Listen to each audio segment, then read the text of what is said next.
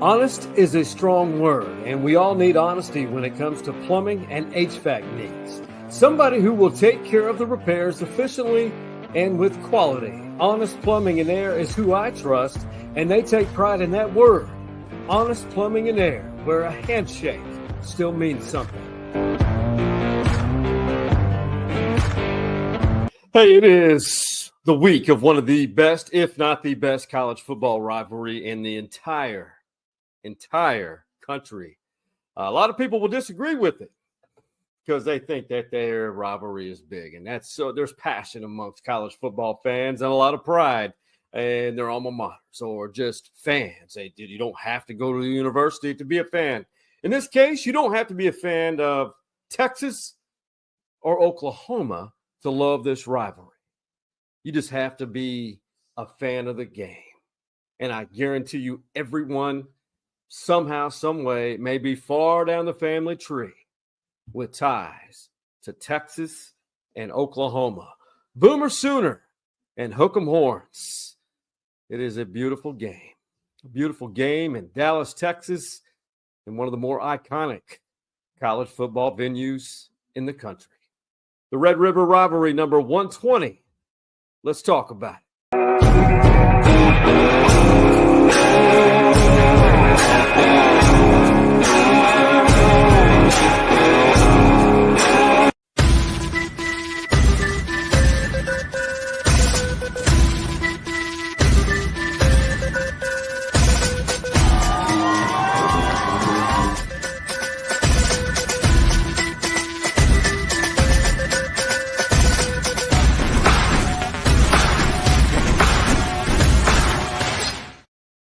You know, I get chills every time that this week comes around. So many chills and so much excitement. And it's about Wednesday when everything surfaces. You think about it like Christmas morning, that same feeling, the excitement, the newness of that feeling you get, the anticipation for this great game. I am Sean Clinch, the host of Stories Inside the Man Cave podcast, and go ahead and like all of our social media platforms. Are all right there, and you probably have each of them. Regardless of age, you're probably on at least one or two of those: Facebook, IG, X, YouTube, and TikTok. And I still haven't produced enough content for TikTok here in recent history. And we got to give a shout out to all of our sponsors who are listed: Dirty Martin's Place, Iconic Austin Original, Hargrove Roofing, Know Who's on Your Roof, Jim Saxton State Farm Insurance Agency, and Longhorn Legacy, and the son of a Heisman finalist who was also a Longhorn, Jim Saxton State Farm Insurance Agency. And, of course, the primary sponsor of Let's Talk About It, Honest Plumbing and Air, where a handshake still means something. Give them a call for all of your plumbing or HVAC needs. And if you survive the summer without any air conditioning issues, consider yourself lucky, but get it inspected and also get those heaters serviced before, the cold fronts start rolling through. Can you believe this? This is the 120th Red River Rivalry Weeks. It is something special, and I can't begin to tell you where to dive into this because there's so many angles to take in this, and it really doesn't matter which side you're on. It doesn't matter the records. It does not matter the streak in which your team may be on. If you're Texas, if you're for the burnt orange, if you're for the crimson and cream, Boomer Sooner or Hook 'em Horns, it really doesn't matter because anyone is capable of winning this game, good or bad, and it could be your only major win of your season. 120 times these two teams will be meeting, or after Saturday will have met. And the Cotton Bowl has been the ideal host, halfway between Norman and Austin, Texas. Both great college towns. Norman has its own uniqueness, its own appeal, and it's a great college town. I've had the fortune, the opportunity, been blessed to see and cover this great game from both sides. I worked in the Oklahoma City TV market, and I worked in the Austin TV market. My last two stops of my loved career that I once had and decided to get out. But, man, what a blessing it was to cover both teams. and to see what it's like from both sides. Both sides very different, but both sides very much the same. Texas and OU, it is unbelievable when you think about it. Yes, Texas leads the overall series, 63 wins to 51 losses and 5 ties. But, OU is catching up quickly. In fact, if you remove the 2018 Big 12 championship game, which really doesn't count in the Red River Rivalry because it's not the big game in Dallas, although that was a big game, but OU leads it this century, 16 wins to 8 losses, or 8 wins to 16 losses for the Longhorns. And if you think about it, since 1980, Texas has 19 wins against Oklahoma. Well, why is that? Why is it that Texas has not been on the winning side more? I have my theories. I have my ideas of why that is. But if you go back to the 1960s, this has been a very streaky series. Texas won 9 of 10 in the 60s and won 6 of 10 in the 70s. But it's the 80s when it started to go around. Actually, OU won 6 times in the 70s and won 5 times against the Longhorns in the 80s. Of course, the 80s, the back end of it, 89 to 92, Peter Gardere led some very average Texas teams. In 1990, they were great. Texas won all 4 years in which Peter Gardere started, the only quarterback in this series. And you look at Kel Gundy, he never beat Texas. But if you look at the 90s, Texas, you thought Texas was going to take charge of this series. They beat OU 7 times.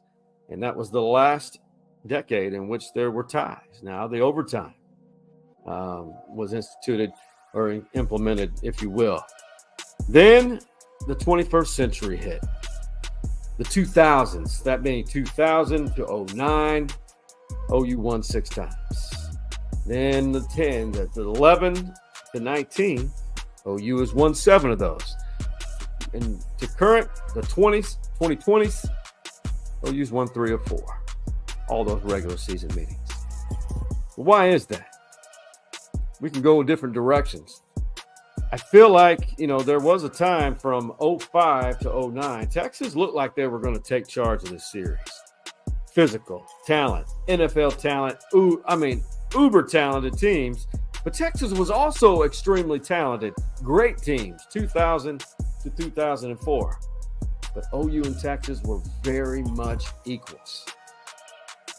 A moment in which a team can really just blow the doors open due to some odd things. Let's go to the Teddy Lehman. Texas was up 7-3 or down 7-3. Up 7-3. Now they were up 7-3. OU was 7-3. Texas backed up to their end zone. Chris Sims back to pass. You saw OU's Roy Williams, the Superman play. Took the ideal leap.